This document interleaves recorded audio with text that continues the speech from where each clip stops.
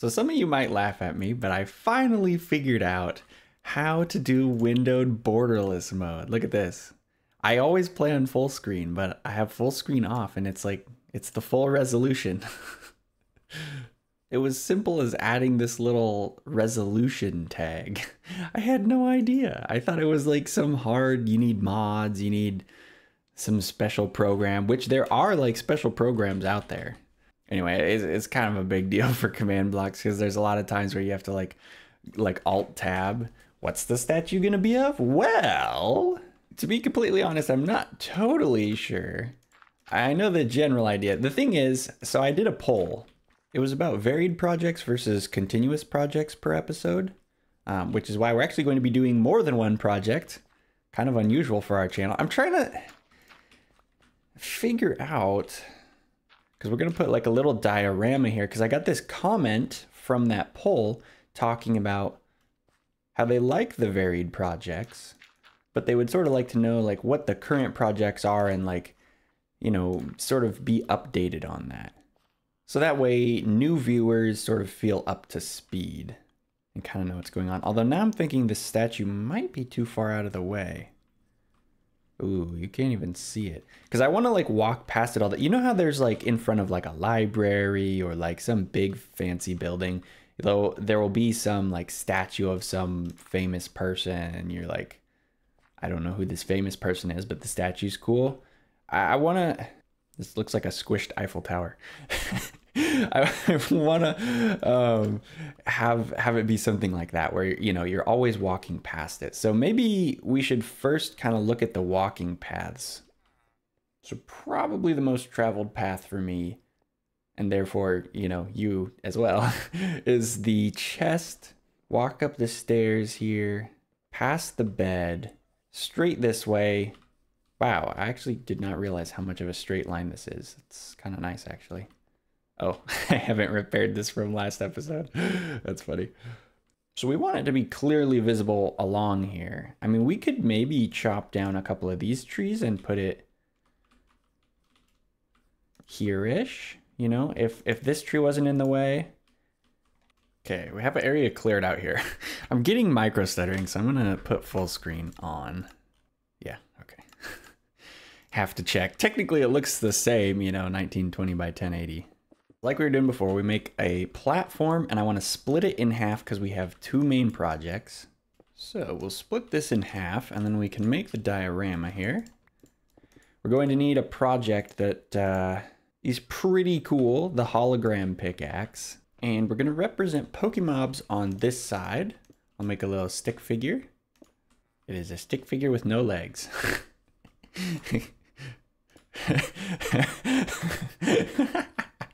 There, look at that. So we'll need an actual mob for that, and we'll have to kind of like have him be static. So then the other one is going to be the space dimension. Super cool project, and it's what the hologram pickaxe is going to be for. So if we... Does this not work now? No! Oh, because it's not Silk Touch. Okay. Silk, that's so. Oh, Silk Touch is the first one there. Okay, so I hope that doesn't break the pickaxe. We'll put Silk Touch on it. I think as long as it has the same name, we should be good.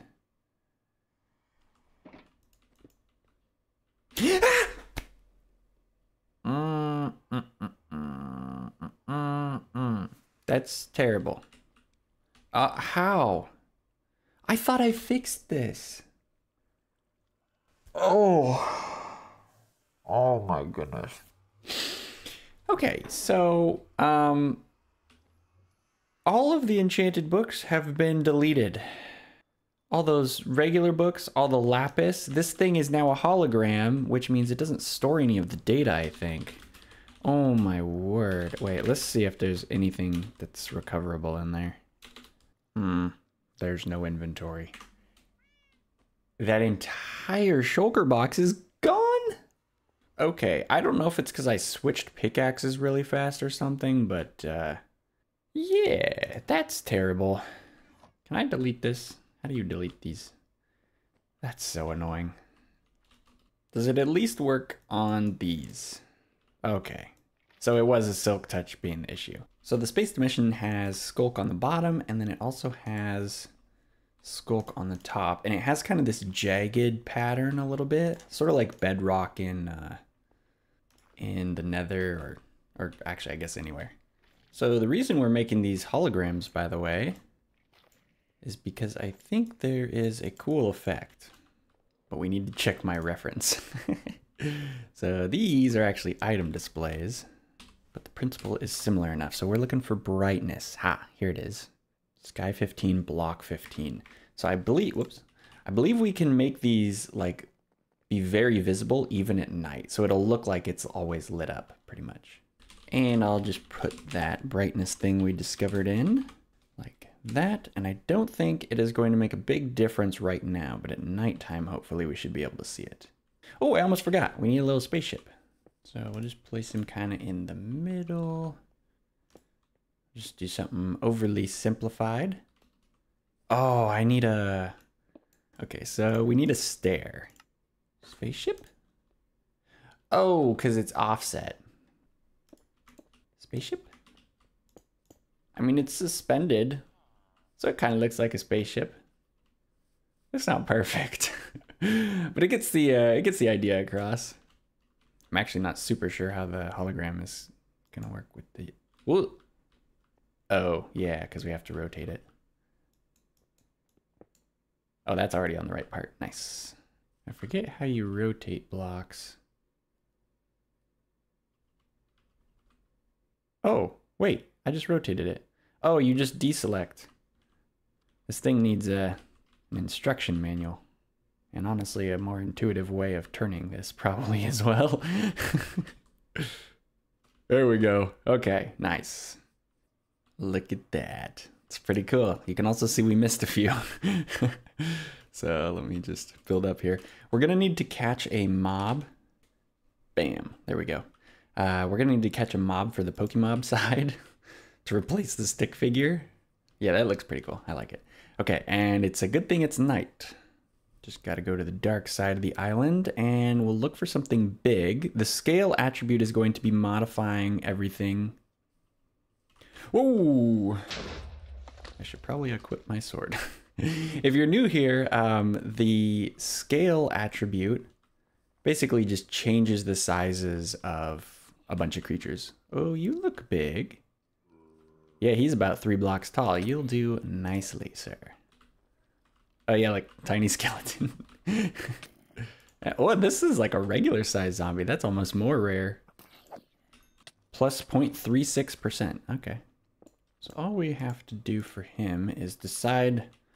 So basically the goal here is we're going to have a couple of snowballs in item displays in the air and then the creature. And so hopefully it'll look like the snowballs are going towards him because that's like the whole point of Pokemobs, which is what we want to show with each of these displays. Is just give like a really bite-sized like, oh, that's what it is. Like, but I'm not sure if it would make more sense to have the creature on that side or that side. I actually feel like it would make more sense for it to be on the right side because then the skulk, this is the heavier side. And so if we want to kind of balance it, we would want this right side to be the heavier side, which of course is going to be the side with the mob. So that way it kind of looks balanced from all angles, is what I'm thinking. So what we'll do is we'll spawn this guy in. He's on a leash, so we should be able to position him pretty good. We're going to give him the no AI tag. Okay, nice. So our leash doesn't move him. We'll probably adjust him ever so slightly. So we'll scoot him back a little bit, which is positive. Oh, maybe too much. There we go. Right about there. Oh, whoops. I made him look straight down. That's perfect. Or, I mean, it's not perfect, but it's perfect. We can change that. 36. Maybe looking up a little bit. So like -15. So let's just try this and see how that looks. That's okay. Oh, he's going to burn in the sun. Oh my goodness. That could have been real bad. Actually, if we put this invulnerable tag on him, that might prevent fire damage. It prevents him from taking damage, but he catches fire. So the hardest part of this is probably going to be placing the little item entities. The hologram pickaxe can't do items yet. Maybe in the future. That is definitely way too big. Actually, wait, it might be perfectly fine for a statue. And then we could have smaller ones in its wake, so you can kind of see that it's like getting thrown. Oh, you know what would be really cool is a tiny phantom. Because there's phantoms that spawn in the space dimension. Have a bit of a diorama. You can kind of see the trajectory and his head's thrown back like he's, I don't know, reacting to it or something. I also added the tiny phantom flying straight towards the spaceship, so that gives that a little bit of life. I put a wall in here to separate them better so it doesn't look like the zombie's part of the skulk and the skulk's part of the zombie. So the only problem really that's left, at least for this visual part, is to make them not burn, because obviously that is annoying. I mean, we could try... Wait. Oh, glass. Oh, it has to be a solid block. You know, maybe we could give him a little hat. Let's do chainmail because it's rare and it's kind of see-through. And I actually think I have an idea for the phantom as well. So you can't place blocks where entities are. Like, oh, what? I guess we don't need the piston. Well, I thought you couldn't place blocks where entities are, but I guess that's just entities that have a hitbox, and block displays don't really have one of those. Okay, so he won't burn in the sun, and then what we have to do is we're gonna have to modify this with commands. And I think we can just give it an unbreakable value. There we go, unbreakable. Turns out you have to do compound tag instead of an integer. So what we'll do is we'll just give him that helmet. The chainmail helmet looks maybe a little silly, but it's fine. Okay, so cool. So we have a nice little diorama, but that still doesn't like guarantee that new people are going to be able to identify this. So what we're gonna do is hopefully going to be kind of a cool effect. We're gonna actually stuff a skulk sensor down under here. So we need calibrated skulk sensor, lectern, 15 power book that I've, you can see they're stored in here just for this purpose. I have a skulk sensor manual. So it's, let's see, we want movement. So that's just one. Oh, that's easy. I think, unless I have the side thing wrong, which does happen a lot. So now when I move, it triggers. But I think if I eat, it won't trigger.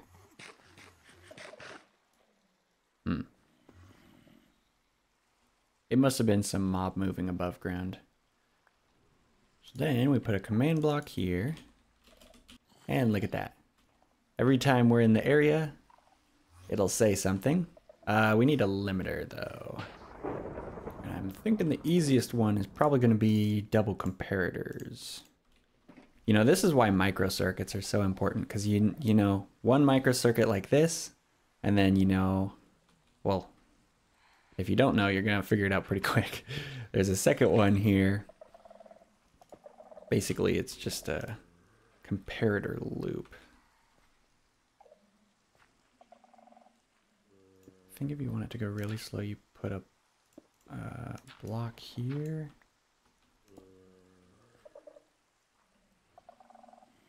Yeah, nice. Yeah, look how fast it is without the block. Fades a lot quicker. And it's because it's transferring the power signal of 15, and for every 2, it goes down 1. So it's like 15 right here, 15, 14, 13, 12. And it's slower, but if there's 2 here, then it goes 15, 14, 13, 12, 11, 10, 9, you know, like that. And so what this should do is it won't trigger the command block if it's on when it gets sent another signal. So if we trigger it a bunch, oh, you know what? I think probably the easiest thing to do is just make this the command block. delete that one. Yeah, so it'll say hi. We're walking around. We're walking around. It's still triggering the skulk sensor a lot, and it's not letting that signal disappear. But then if we leave the area, come back, boom, see, it triggers again. Oh, actually, it triggered twice there. Okay, we have a title action bar. So let's just see how this shows up. Oops, I forgot some spaces. Let's just clear this so we can see it. There we go. Oh, and it's not annoying because it just refreshes it. Oh, wow. Was worrying about nothing. Sweet. Yeah, so if we run past this little area and we happen to look at it, it'll kind of quickly introduce new players to some of the bigger projects that we have. Also, I think it kind of just looks cool. I haven't really done anything like this sort of diorama style. It's interesting. It's very visually cool. And I think I'm okay with that noise because it draws your attention towards it. Like, I guarantee I'm going to be just running and I'll have forgotten all about this. It'll make the sound. I'll just look over and it'll perfectly, you know, match up the two things and it'll be like, oh, nice. Okay, I put the hologram pickaxe away, so I'm hoping... Oof, okay. Yeah, it must have just switched too fast. That must have been what it was. It, like, detected that I had the item in my hand right as I, like, broke it. Get new enchantment shulker box. I can't believe it deleted all of that. That's crazy. Okay. The cool thing about doing like the smaller projects, the more varied projects, according to the poll, is I can do more of this stuff. Because a lot of these things are not like a whole episode type of idea. Oh yeah, okay, so like this one. This is what I want to finish off the episode with. I'll show you what I mean by it, and then we can actually do it. So if I spawn this... Why are you on fire, sir? So I have a little tiny skeleton. The leash forces him to follow me around, but the leash also does something else. It makes it so he has a hard time moving. It's actually most obvious if I remove... Oh, yeah, you can see it. So you see how he does that shuffle? It's very, very truncated movement. So if we have him leave the team that we're both on right now, that's what Pokemobs does, is it puts us on the same team. That's why he doesn't want to shoot at me. Whoa. He is actually moving really good. That's not normal. Well, no, it's still messed up by the leash. Usually they have a hard time tracking at all. Like if I take the leash off, then he'll really get moving. Yeah, look at how much faster he can move. It's so funny having a tiny skeleton. He can move so much faster without the leash. So let's put him back on the team. And so ideally, if we're like doing the whole Pokemobs thing, we want our guys to be able to move freely. We don't just want to have like leashes blocking up our screen. We want them to kind of be able to function independently. So the idea here is to actually invert the leash. So we only leash them when they're out of the 16 by 16 range, hoping to pull them back into range. So first off, I want to test if the leash even like works far away. So this is going to put my UUID into the leash UUID. And we'll make sure it only happens if the mob is at least 16 blocks or more away. Now, I think when I have a straight line of sight to him, I think it'll work. What? Is he within 16 blocks or something? Oh, it just breaks instantly. If I'm closer, does it work? Ah, so if you're too far away, it just breaks instantly. Man, that kind of wrecks the core. Well, not really the core, actually. Oh, it looked like he was standing on the button. Well, instead of a leash, we could maybe try the more classic teleporting route, because that would definitely give the mob more freedom of movement, which is what we want. So I think what we can do here, if we set the second rotation to be 0, and then we position this using local coordinates, like that, and we go -1. Actually, we should probably just double check if this works. Also, it'll show you what I mean. So if we set a block at that location, that should set a block directly behind me. Yep. And even if I'm like facing super far down like this, it should still, yeah.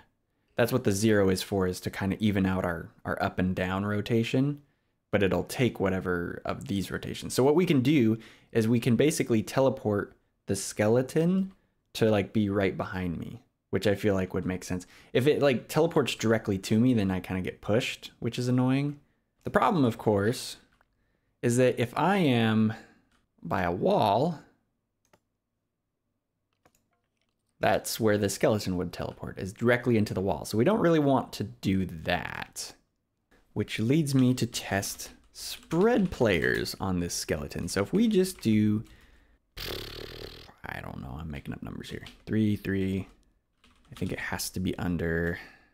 Max height is, oh, that could be a problem. You know what, whatever. We'll just say 256 max height. Hopefully we don't lose him like really far away. Uh-oh.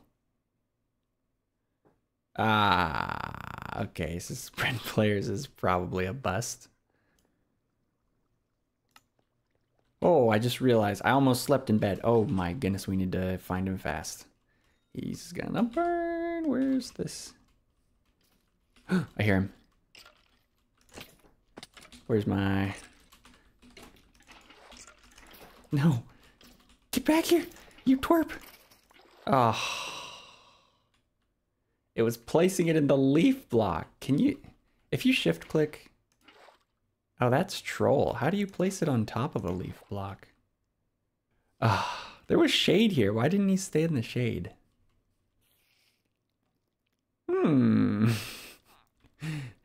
It appears that we have a new test subject. Why are you walking sideways like that? You're not a crab. The leash looks better and better. I mean, we could try teleportation, but with block checks so that it like... Because there's a pretty solid... I've used this before.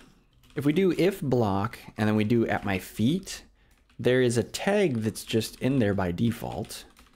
Replaceable by trees. Wait, what? Maybe it's just replaceable? Test passed. Oh, okay. So we'll just run and check for replaceable. And that would probably be a pretty safe teleport, right?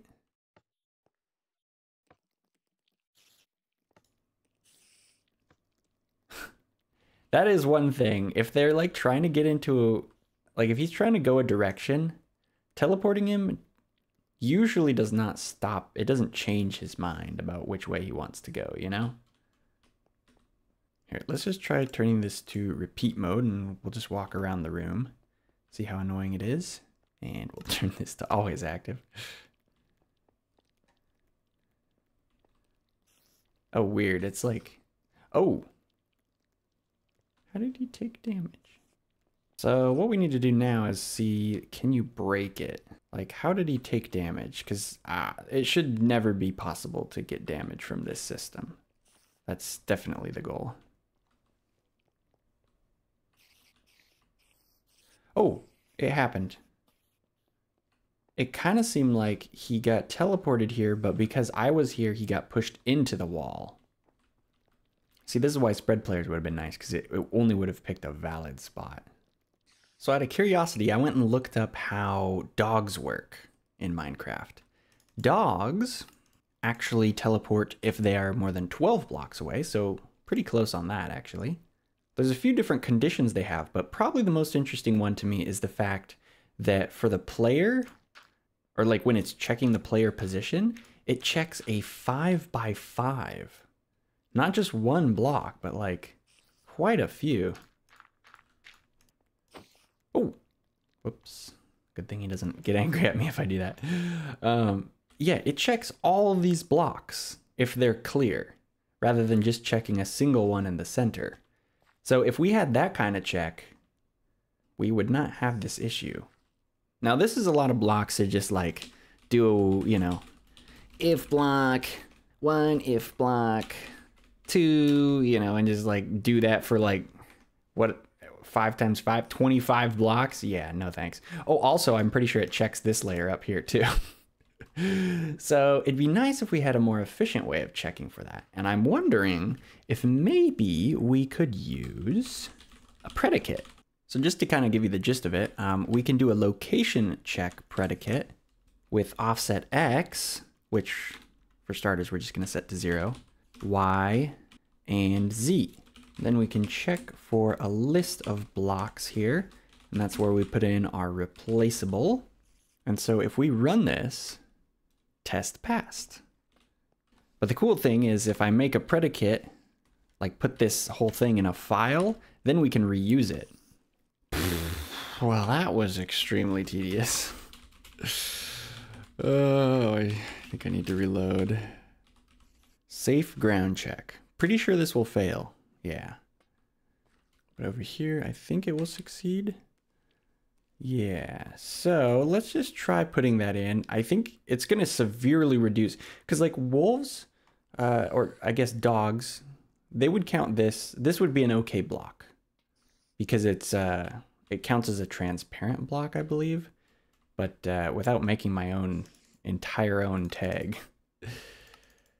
You know, I'm curious if we do this, if that'll reset, because something that the dog does is it actually resets the dog's focus. So you know how like the spider would like keep running in the same direction multiple times? Oh, interesting. Okay, so he's not teleporting to me. That makes sense. If I'm on top here, will he teleport? Oh, now he teleports. Well, these are definitely a lot safer locations, that's for sure. Probably too restrictive, but yeah, see, he keeps just like wandering straight off, so that reset thing isn't really working. Spider definitely has more free movement, but it's pretty restrictive. Like, the spider should be teleporting to me right now, and it's not. I don't even know what block it's suffocated into. So I was thinking maybe we could do like... Oh boy. I was thinking maybe we could do like a 3x3. That is a very tiny creeper. You know, I'm really curious what you guys think too. Like, do you think that this leash method is better, or do you think this teleport method is better? Like, I'm curious to know your guys' thoughts, because I'm honestly having a hard time deciding between either one. So I'd be curious to know your guys' opinions. So we'll do the 3x3 here. Oops. Yes, yes. Aha. Okay, so there should be, yeah, there's more valid spaces now. That is one thing the leashes do that this doesn't. They don't necessarily follow you.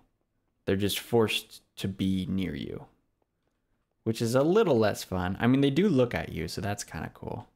I will say the cool thing about this method is they don't really get stuck on like blocks. And if you're just like running around and you turn around, ta-da, they're right there, you know? And you don't really see all of the weirdness. You don't have leads cluttering up your screen. So there's definitely pros and cons to both. Oh, really? You can't rest when you're... Stop. Oh. They don't actually take damage, but they get that like little red damage thing, and then they go try and kill stuff. So if we go near something that is not on our team, he's going to blow it up. Which sounds like a great way to end the episode. Let's go find something. Oh, hey, he's not going to teleport to me while I'm in the air, but then when I land... Oh, that was a bit short-lived. Have no fear, we can still give this a proper test. It's the way that it's distinguishing is just a creeper on my team. It doesn't have any like complex figuring things out. So this guy should work just fine. Yep. What? Yeah, so there it is. So he just finds a target and goes for it. So let me know what you think. I'm really curious to hear your thoughts. Like, leash better or teleporting like right behind me? Like, which do you think is better? Let me know. Maybe we can work more out on in the future. And oh, that's a big spider. But yeah, I'll be implementing the changes based on that poll from the beginning of the episode as well. But it'll probably take me a bit of time to figure things out. So if you feel there's more to be improved on the whole variety versus continuous front, let me know that too. But I think that is going to do it for this episode. I hope you guys enjoyed. Big spider is very chill. And yeah, that's going to do it from me. So I'll catch you guys in the next one. Later, later.